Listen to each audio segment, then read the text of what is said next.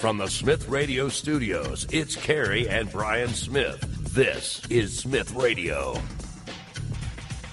You can tweet at Smith Radio, SMYTH Radio. And now, your host, Carrie and Brian Smith.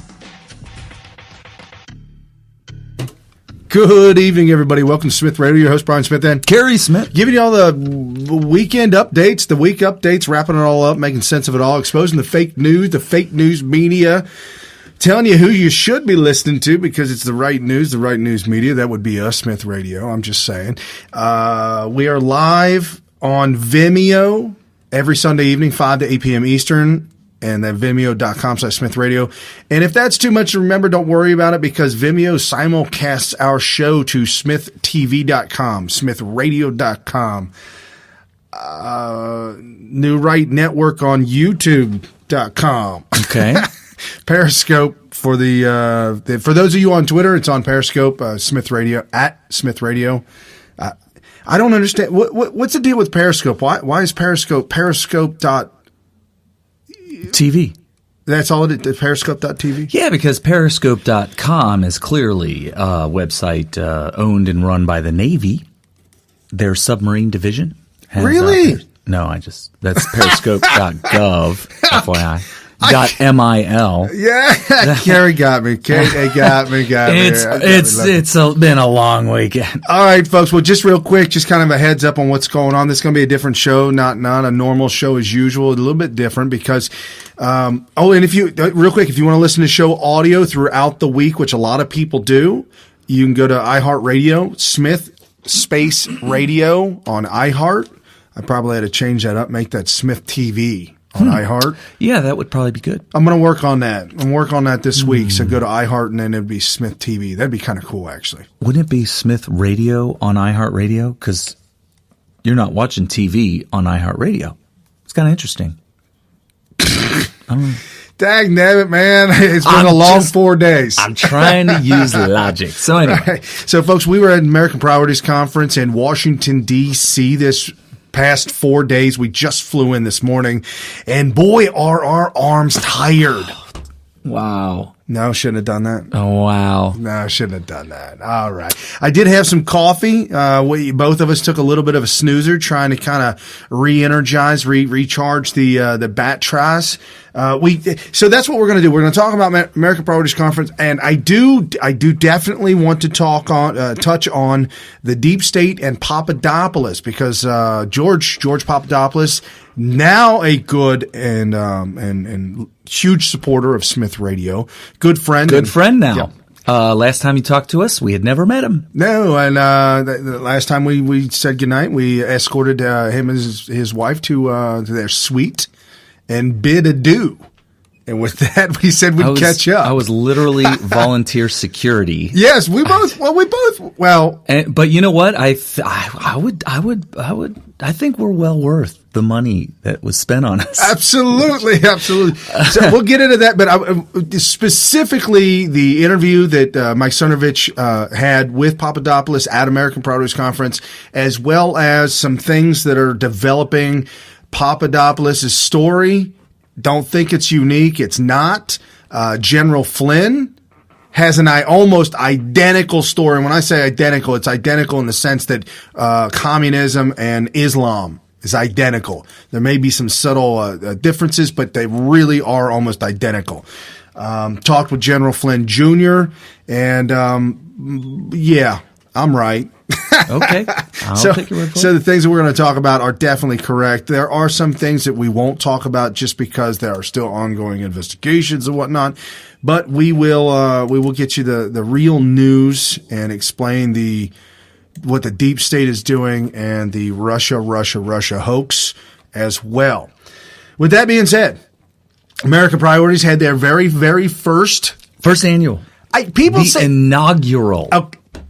Okay, first inaugural. I'll go with that. The thing I have a problem with when people say first annual is that it's almost similar to the irk thing that I have, the issues I have with people putting crosses along the street. Don't do it. If it's first annual, it would be second annual.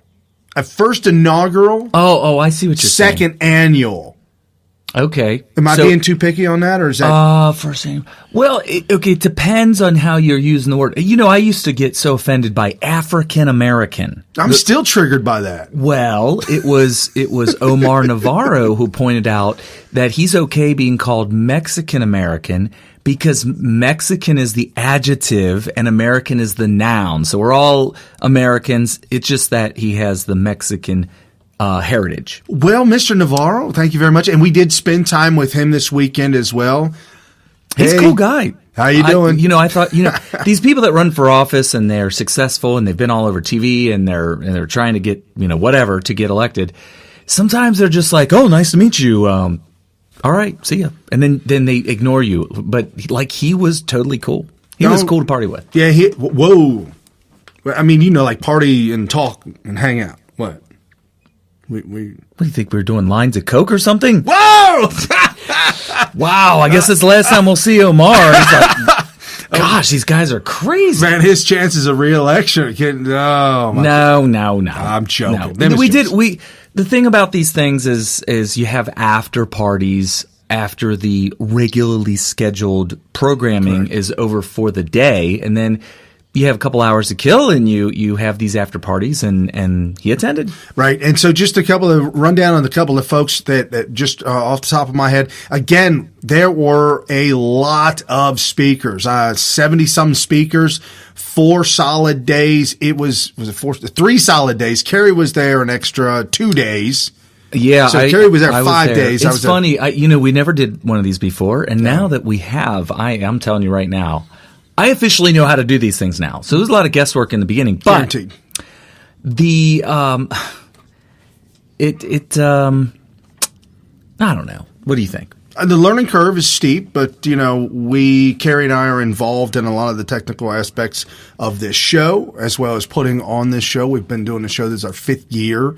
First 4 years were radio only, and this is our first year live video.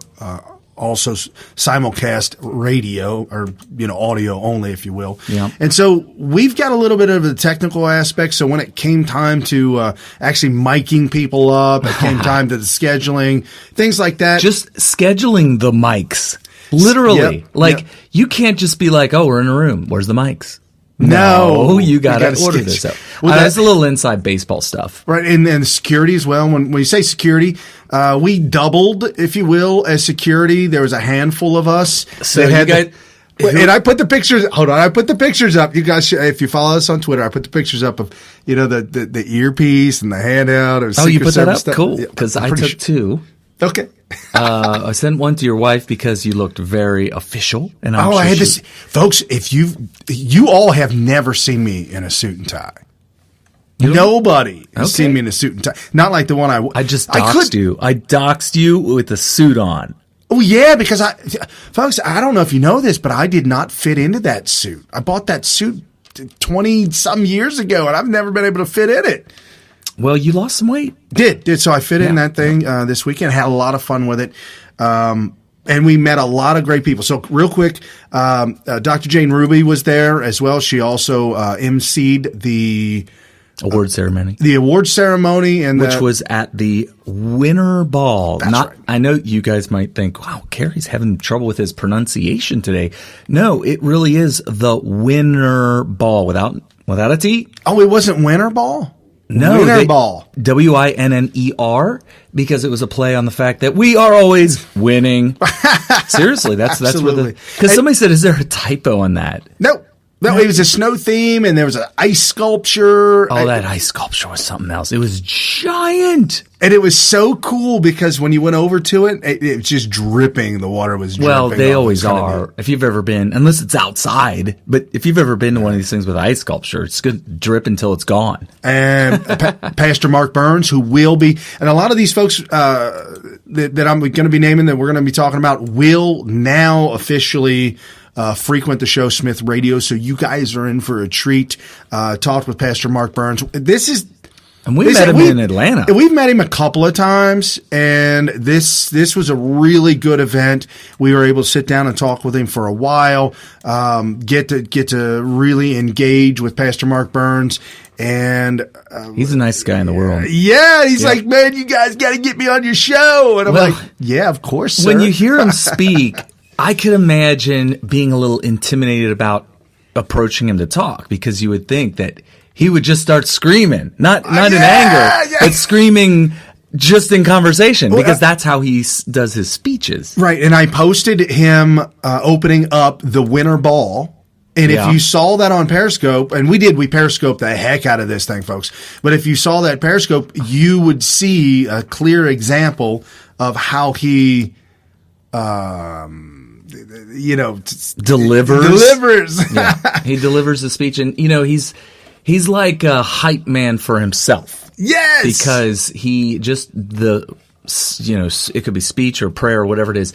It takes you from, okay, so what's going on here, to, all right, let's go. Knock this out, man. I think we whistled a couple times and we shouted out. Hoot and hollered, yeah. Sometimes he tells you to shout out. Can I get an amen? And then everybody screams amen, and it's a lot of fun. But talking to him in person, talking to just sitting down with him, he's very passionate, very understanding, if you will. I mean, he can literally just understand exactly what you're talking about. And I don't know, it's just really good to be able to talk to Pastor Mark Burns. So we'll definitely have him on the show. We had Dr. Jane Ruby on the show. She did a great job as well. Katja Lee, who pretty much organized the entire thing. Phenomenal job. You can follow her at Crazy About Trump. Right.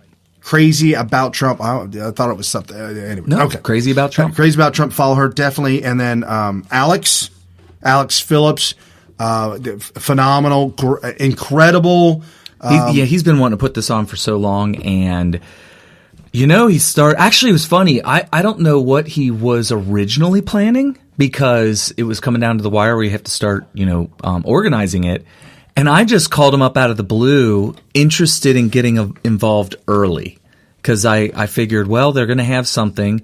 This conference is for a guy like me. Let me call him up and see what can happen. Well, next thing you know, he starts picking my brain, and I was like, okay, well, I'll give him some of my thoughts.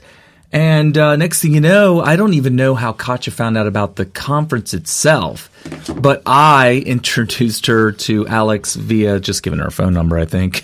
Or maybe I may have called Alex, but either way. Now, you organized a very special top secret meeting. We got together, really.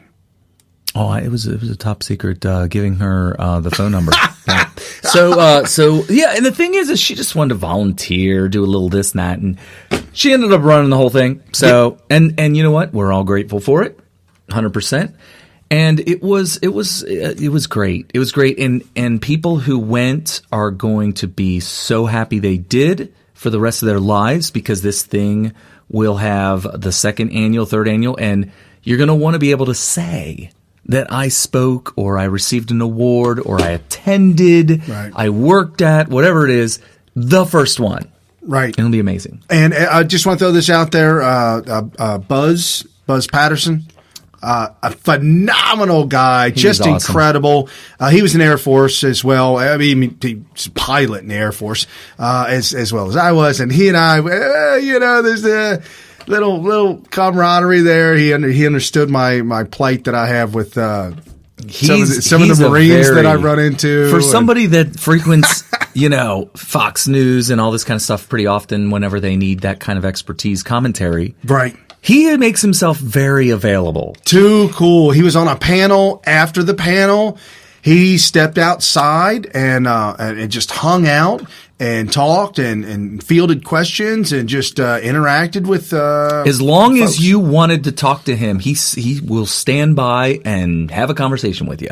Like, he's not one of them guys that's like, "Ooh, guys, I've been here for like 120 seconds. I have got to go. See you guys," and get whisked off or wherever. No, he was just like, telling war stories, talking about flight training and all this kind of stuff that he went through in the military. And for you veterans out there that know Gretchen Smith on Twitter, she was there on the panel with Buzz Patterson. She is just as stunning and very mild-mannered in her scopes as she was in person. Just a phenomenal supporter of the military.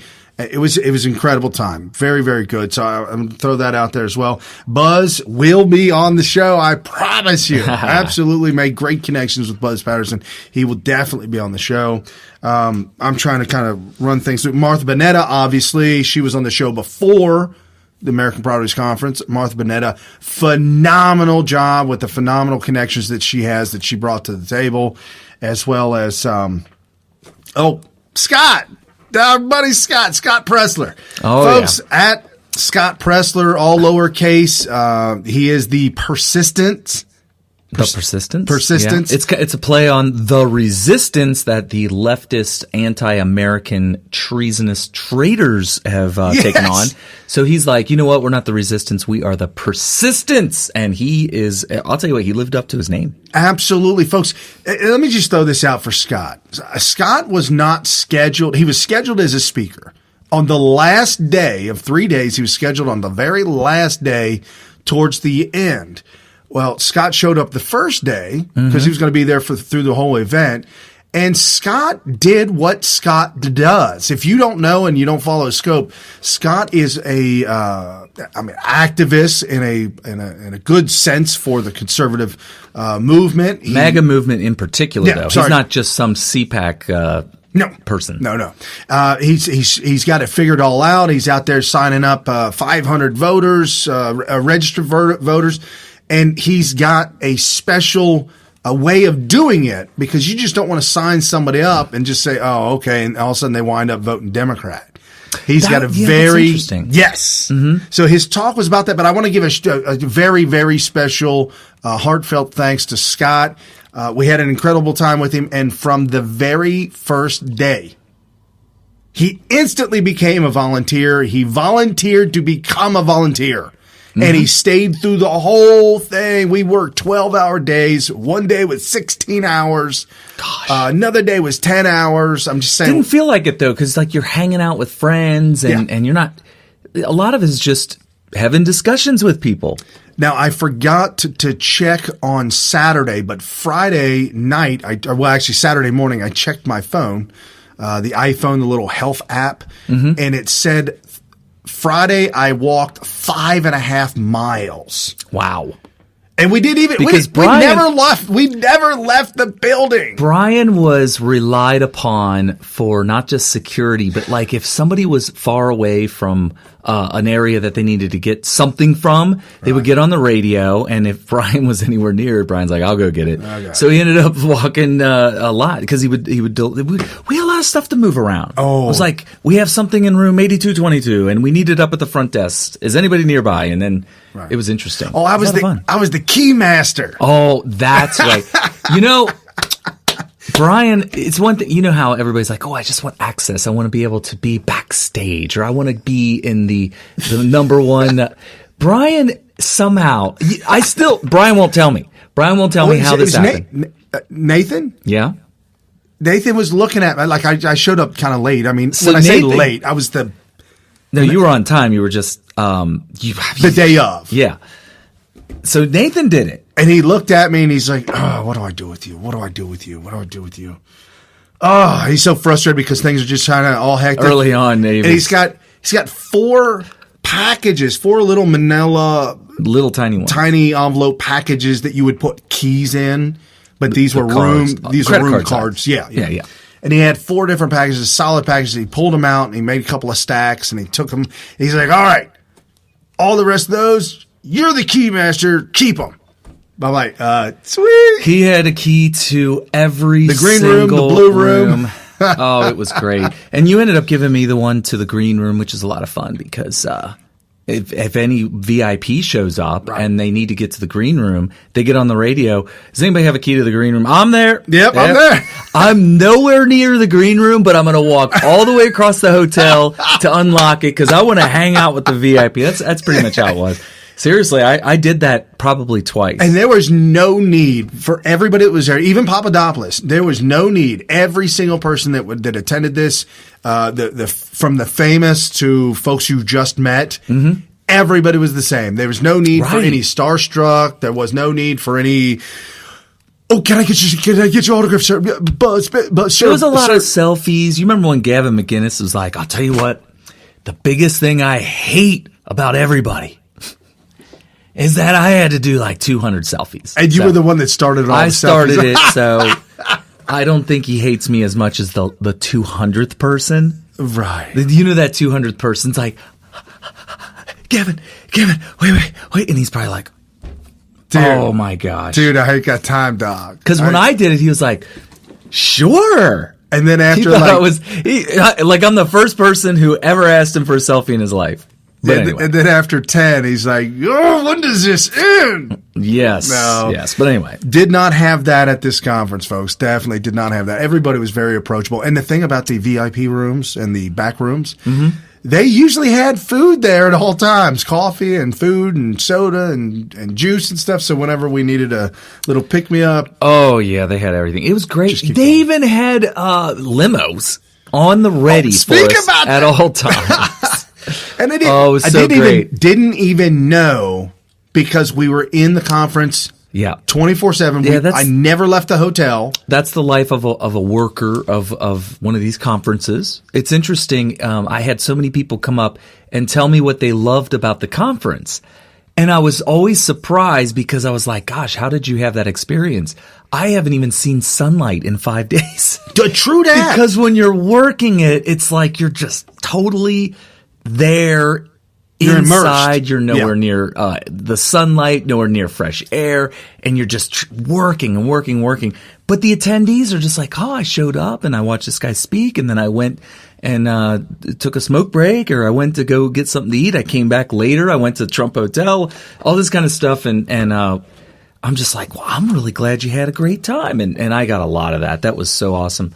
And there were people who had done CPAC before, and they were really excited about what we were doing, because they felt like CPAC, not trying to use this opportunity to bash on them, but, the reason we did this is because CPAC seems to have lost its way. So I'm looking forward to it being the replacement for CPAC, and also for anybody who knows, I guess, inside stuff on CPAC, if you feel that it has lost its way to the point where it's just like a money grab for whatever, that's not going to happen with us as long as I have say in it.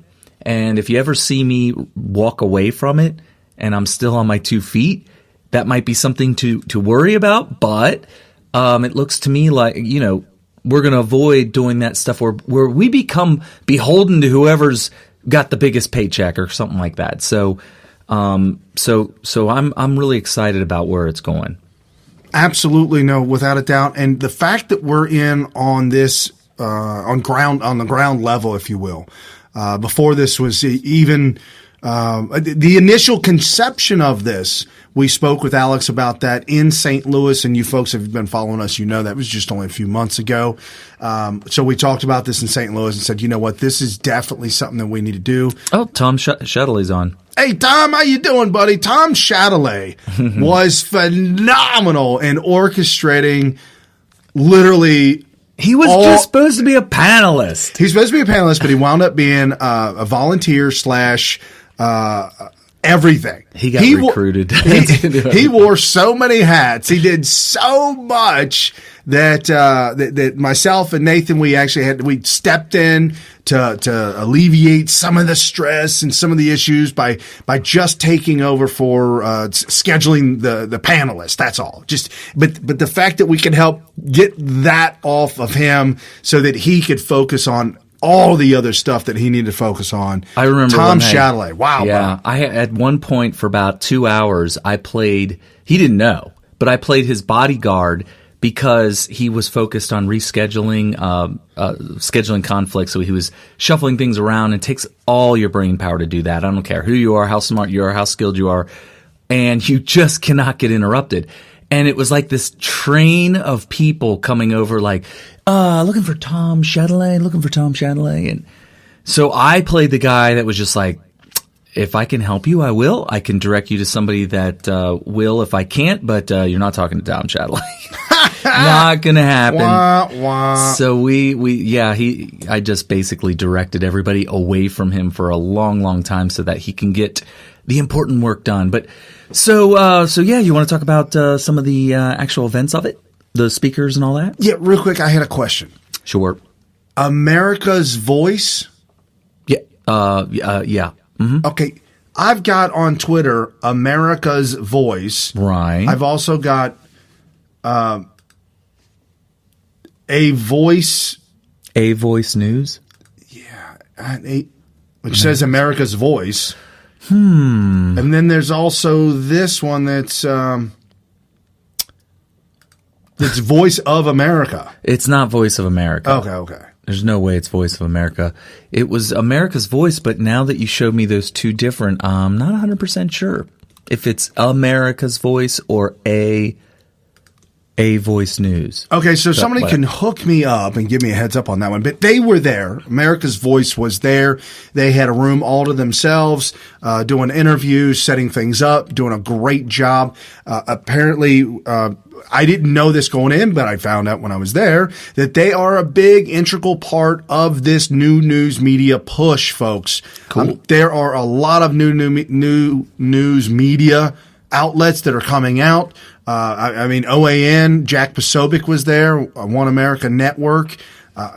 All these new things are coming out, and it's just refreshing to know that there's a huge push for real media, because what we got now on mainstream media is so wretchedly awful that people are actually getting turned off and sickened, even by Fox News people.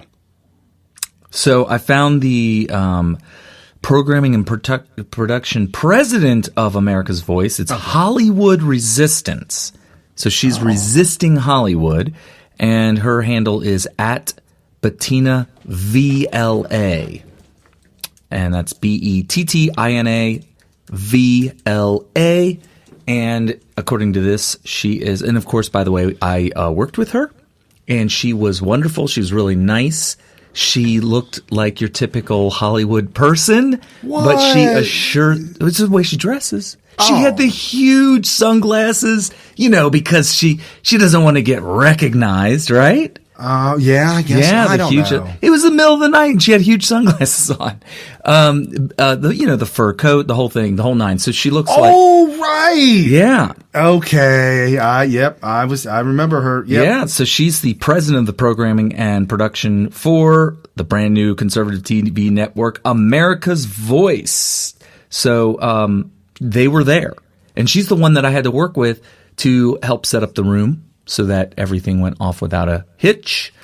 And Brian's scrolling through all the cool Wayne Dupree. Yeah, Wayne Dupree. Can we get a shout out to Wayne Dupree? Wayne Dupree won the award for the OG News Network.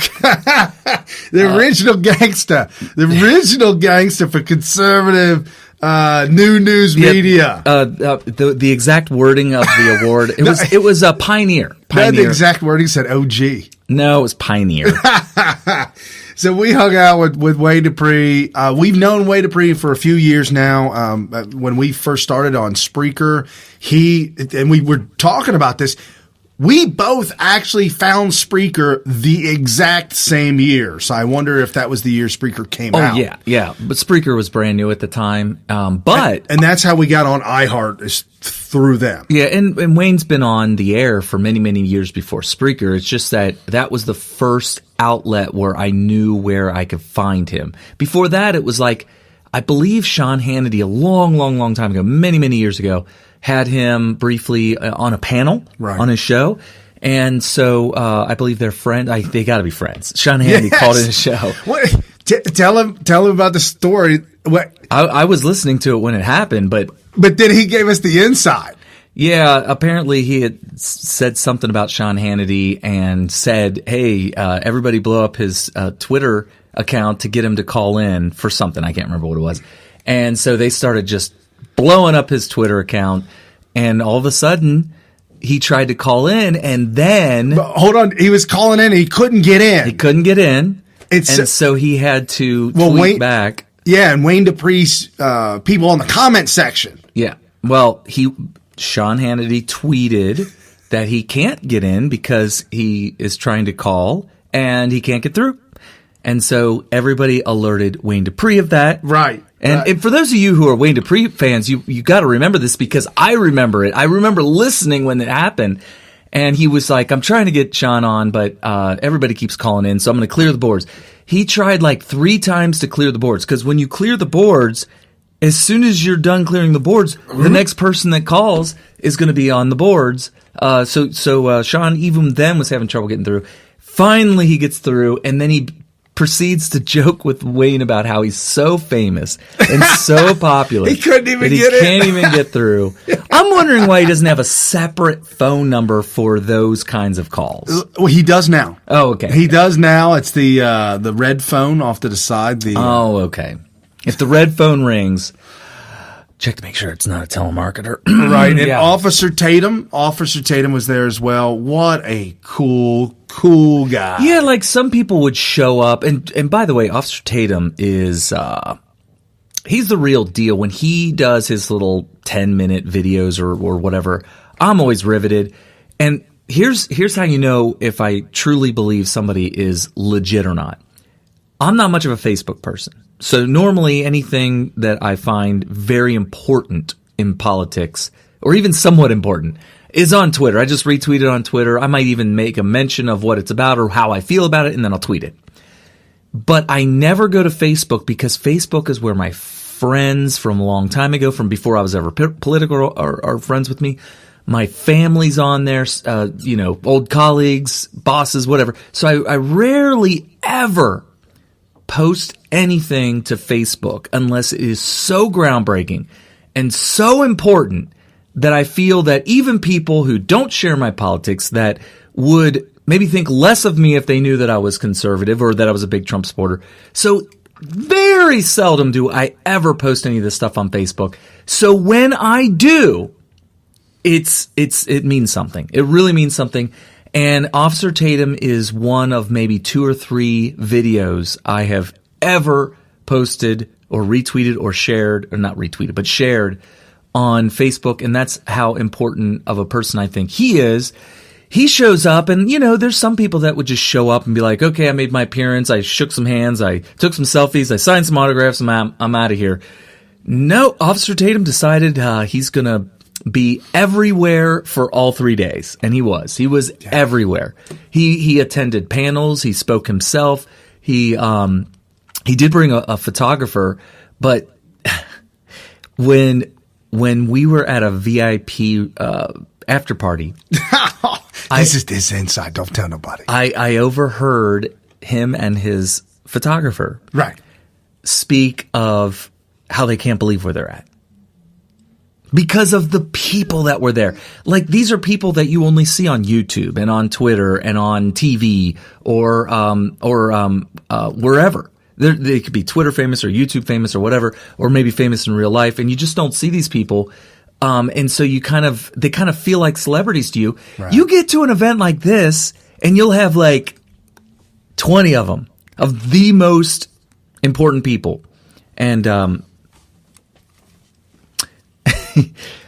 the most important, all in one room, and you get a little starstruck. I'm not saying Brandon was, but his photographer was Sean. He was all over it. He was like, I can't believe I'm here, and I'm not making fun of him. I actually thought it was really cool. I ended up talking to him for quite a bit about it, mainly because I remember that feeling. The first time, I believe it was the Deplorable. You show up there and you're like, wow, this is all the people that I've been following, that have been the movers and shakers of the MAGA movement. So. Brandon Straka. Yeah. He was there, as well as Laura Loomer. Brandon is just, folks, if you want to stay in the know, and you really want to be in the know, you got to stay connected to us on Twitter, on the Periscopes.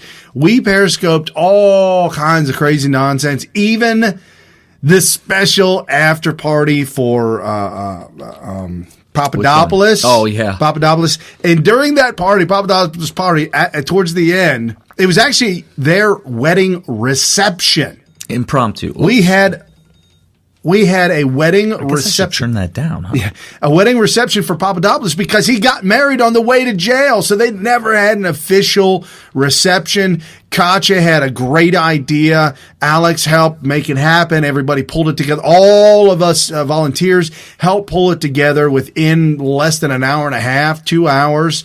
It was phenomenal. It was a surprise party for him. It was incredible. And Brandon Strucker was there to towards the end to do Scott Pressler's hair. Oh boy! If you missed that, guys, if you missed the former hairstylist who is now a leader of the MAGA movement, if you missed him, and the funny thing was I didn't even see him start or how it even got started, but all of the sudden, I look over and Tom Chatelet is scoping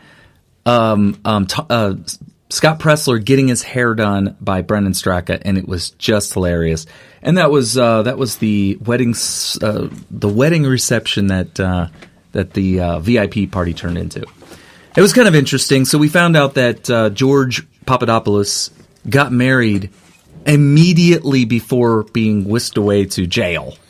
Right. And yeah, I mean, he talked personally about the toll that was taking on his relationship with his wife. How the day before that he was supposed to voluntarily admit himself to prison, to jail. Like, they say prison, but I think it was just regular jail, incarceration. Tell Katya we'll call her later. Yeah. We'll call you in a minute, Katya. Yeah, Katya's blowing me up now. So that was the whole thing, that he got really personal and emotional about it and talked about this with Cernovich in the interview. ABC, CNN, all the mainstream. It was funny because I scoped it. I scoped the interview and I turned my camera. I turned the cell phone onto the back riser, where all the news media was across the board filming Cernovich interviewing Papadopoulos at American Priorities Conference. New news media, folks. This is where it's at. This is the new media outlet, and we're just picking up steam. Not only that, but also Trump's administration had taken notice to the American Priorities Conference, so making a big splash however we can. Okay. So yeah, and again, Laura Loomer was there. Phenomenal. We also have a Patreon, if you will, Lady NJ1. I can only imagine that's New Jersey. Her bio says, "I stand for family, God, military, Trump," and so she tweeted out a picture after Wayne Dupree won his award. Tweeted out a picture. "We love Wayne Dupree, winner of the New Media Award, American Priorities Conference 2018. And it's a picture of Wayne interviewing Donald Trump. Yeah, and that was one of many. Yes, I mean, that's where it's at. Trump, I know you're listening, man. Listen, it's up to you to create this, not to create, but to help interject life into this new venue that we are doing. It'll only propel it into the stratosphere. And when I say that you can do this, it's because where you frequent, Mr. President Trump, wherever you frequent, people will follow. So frequent new news media like Wayne Dupree, like Smith Radio. I don't know, Cernovich, Jack Posobiec, OAN, One America News Network. Right. Things like that.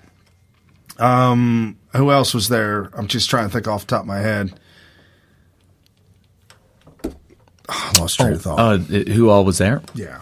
Let's see. We had Wayne Dupree, Brendan Straka. We had Mike Tokes. Yep. Mike Tokes was there. Carpe Dunkum. Yeah, Carpe Dunkum was there. If you are into the memes, he is the grand master of memes. He actually received an award for his creativity. I kind of wish that there was more talk of the fact that these memes shows that there's a shift in the pool of creativity from the left to the right. It seems like for many, many years, all the creativity, they had a monopoly on creativity on the left, and the right just seemed to have, it was like a black hole of creativity where we can't, right. We just couldn't outdo them. Well, look at Hollywood and look at the music industry. All these things are creative outlets for anybody that's creative, and yet it's dominated by liberals, and so they're able to utilize these talented people to create propaganda that is, of course, beneficial to the left. And we just seem to have a big vacuum of that for the right.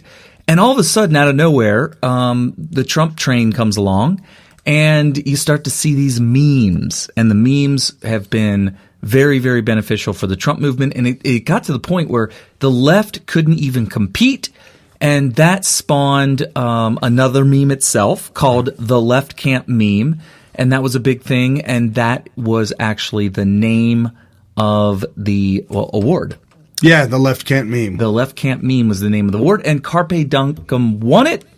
And rightfully so, because some of his are the best. Not that he's the only one out there doing it. There's a lot of meme makers. I think I'm responsible for a couple of really funny memes myself. But he's like prolific. Right. Like really. And last night at the after, folks, in the presidential suite, last night at the after parties, hanging out, getting ready for Papadopoulos' wedding reception.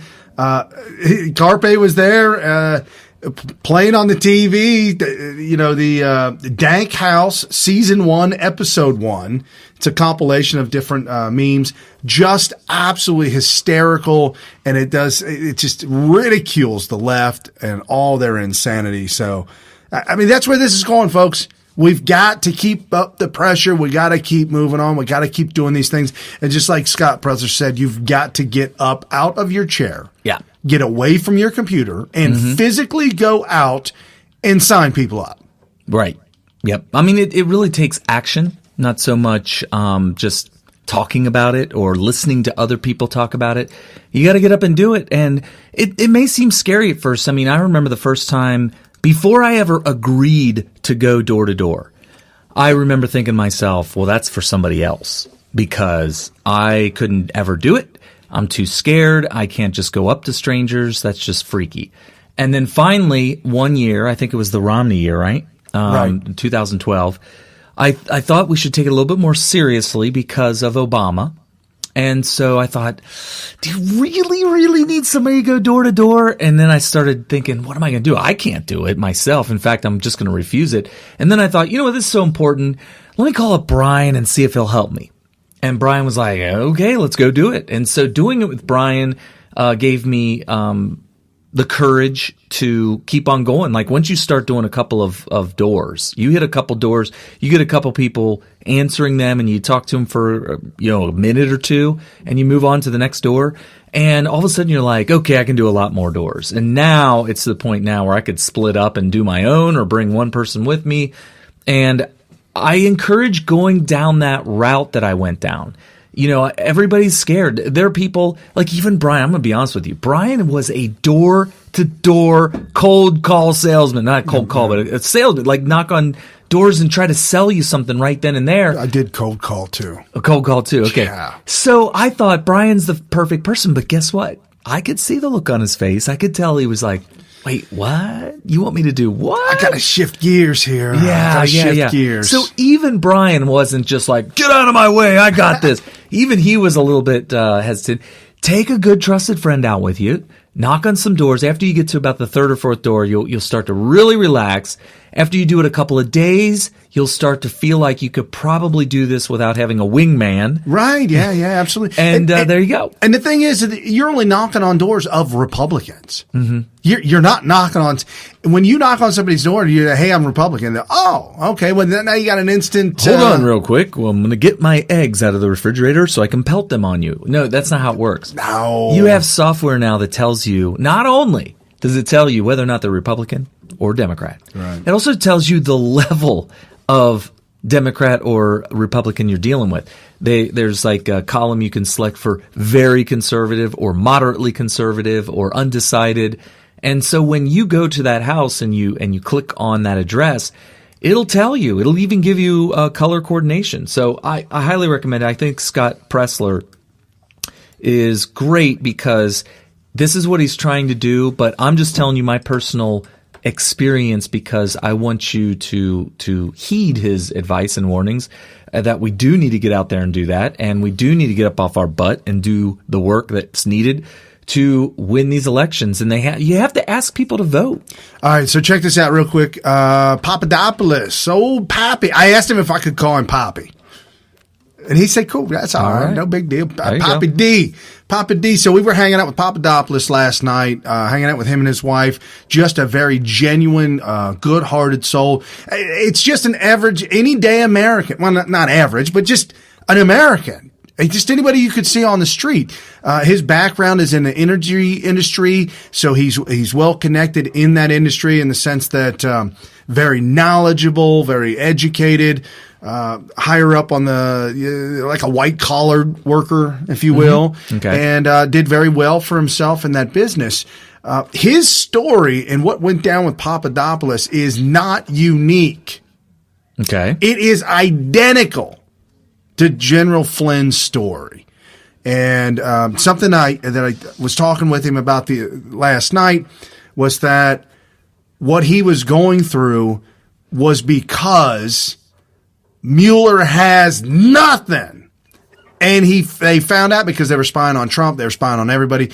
They found out that Papadopoulos was out of the country and was easily to spy upon you. If you're outside the country, our government can spy on you, apparently. Okay. So, or even in the country, nefariously spy on you through GHQ, the British intelligence. And that's what happened too as well. So Papadopoulos, they were spying on everybody, and they found that Papadopoulos was out of the country, so they spied on him, had nothing on him, tried to get something on him, said his wife was a Russian agent because she had a foreign accent. However, that foreign accent was Italian. I know. Yep. And I can verify it because I talked to her about the city that I was in the Air Force. And she's like, yeah, Pordenone. Yeah, I've been there. And it's interesting that Mike Cernovich said himself that when he first started hearing about her and listened to her, he just assumed that she was probably Russian. And he even commented that he thought he had a reaction to the news that a guy that's accused of being the centerpiece of Russiagate has a Russian wife. And that was the narrative that was fed to him. And then he did some research and found out that she was Italian and was just like, oh my gosh, this fake news is ridiculous. And he mentioned that in his interview. Right. So it's interesting. And also Cohen, they started spying on Cohen. Why and how would they spy on Cohen other than the fact that it was Donald Trump's lawyer? Well, they were going through the database and saw that there was a Cohen, same name, that had actually visited Russia or visited the Ukraine over there somewhere, had some dealings, and they're like, "Oh, we got it! This is Trump's lawyer, man. Let's get Cohen." They get Cohen and they realize, "Oh, damn it, that's the wrong Cohen. He wasn't really in Russia, but." Let's get him anyways, because he's a dirty bastard. Which, true. And that's what they do, folks. They wind up pulling you in, and then if you have real dirt on you that doesn't pertain to anything else, then they'll just hammer you down on that.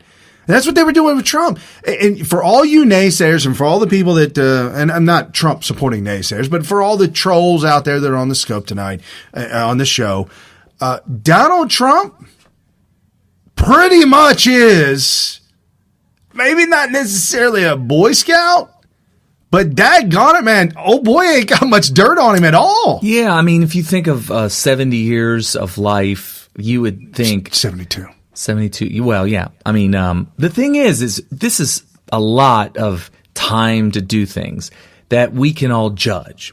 Right. Whether it be, ooh, that guy's a little bit of a seedy character. Yeah, I mean, if you're 10 years old or 20 years old or 30 years old, might not be 70? Yeah, but so we have plenty of life to look at over the decades to see what kind of person this is. And it seems to me that Trump is a man of good character. I mean, there would be so much dirt out there on him if he really was a bad person. The fact that they've had to look so hard and come up so short says more about his character than otherwise. And for those of you who are about ready to jump all over Kerry for saying Donald Trump's character, because character is king, and you're going to bring up something about the marriages or the cheating or the whatnot, I'm going to let you know. A lot of people out there doing that.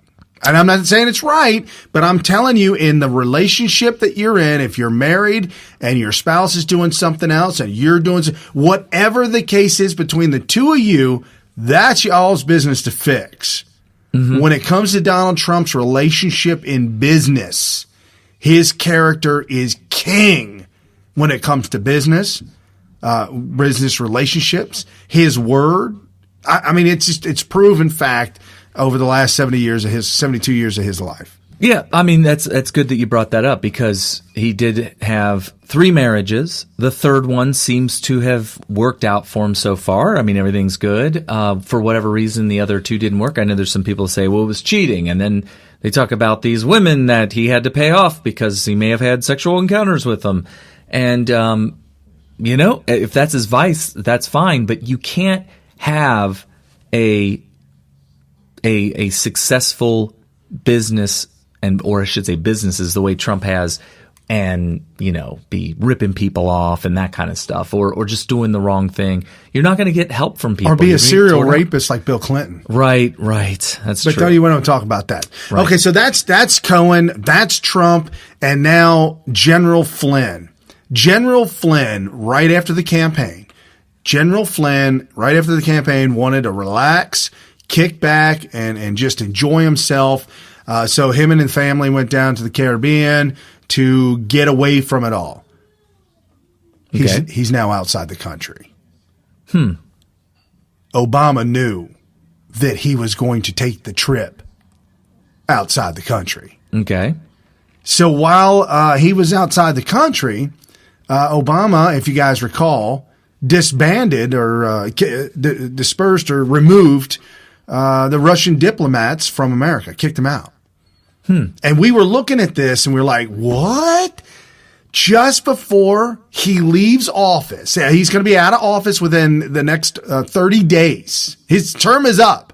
He removes an entire embassy of Russian diplomats from American soil, kicks them out. And I was thinking, this jackball's trying to cause Donald Trump problems at the starting line. Already giving him a black eye. It's almost like Obama punching Trump in the face for winning by removing those diplomats from America. But in reality, folks, when it comes down to it, Obama did that with the notion and the hopes that Kislyak, who was a Russian diplomat, would call General Flynn. Okay. In the Bahamas. Vacationing. Might have a few drinks when he called him. Might be on the beach when he called him. Right. Might be hanging out with friends and family. But whatever. That phone call was tapped because it was all set up. The call from Kislyak to General Flynn was a trigger set up to try and set up Flynn to get him fired. The one thing Obama said to Trump about any of the people on Trump's staff or campaign before Obama left was, don't trust General Flynn. You got to get rid of that one. Obama said that to Trump. And Obama is trying to do all this to get rid of Flynn. So why Flynn? Because Flynn was with Obama the entire time. Flynn's got all the goods on Obama. And that's why Obama couldn't flip Flynn, flip him in the sense of Comey, McCabe, Peter Strzok, Mueller, Rod Rosenstein. All the deep state dudes. So General Flynn wasn't down like that, and that's why Mueller came after Flynn. FBI couldn't do it. They couldn't wrap up Flynn, so they gave it over to Mueller, so Mueller would go after Flynn. And that is the same situation that went down with Cohen. Although Cohen was dirty, Flynn's not dirty, obviously not, and neither is Papadopoulos. So as as Dan Bongino says, anybody with a half a scintilla of a brain cell, you got to see that the Russian hoax is completely falling apart. And if you guys think that Donald Trump is going to stop this Russian hoax immediately, he's not going to. I believe, my personal opinion is that Donald Trump is going to allow the Democrats to hang themselves. Hiri-kiri, to fall on the sword. He's going to allow them to fall on their own sword with this entire debacle. Do not let it stress you out. Do not let it worry you. We're focused on Trump 2020. Go to SmithTV.com or SmithRadio.com. Check out the apparel. If you like what you hear on Smith Radio, please share it with your friends and your family. There's some great new t-shirts that we have out there. We got an incredible patriotic leggings for the ladies. You're absolutely going to love them. Thank you so much to Vessi Tweets, at Vessi Tweets. Thank you so much for hooking up Smith Radio with some of the designs. All right. Anything else that you got on top of your mind here? No. I think we're going to have to cut it short this week because of the fact that, we just flew in and, we're running on nothing. We're running on nothing. We did run an awesome American Priority Conference, and we have a lot in store for this week, so we're excited about it. And with that being said, again, folks, share this with your friends and your family everywhere, anywhere, everywhere. Tell them about Smith Radio, Military Veteran Talk Radio. Fastest 3 hours normally that you will spend anywhere in your entire life. I promise you. I'll take the challenge, too. All right. See you guys next week. Same time, 5 o'clock.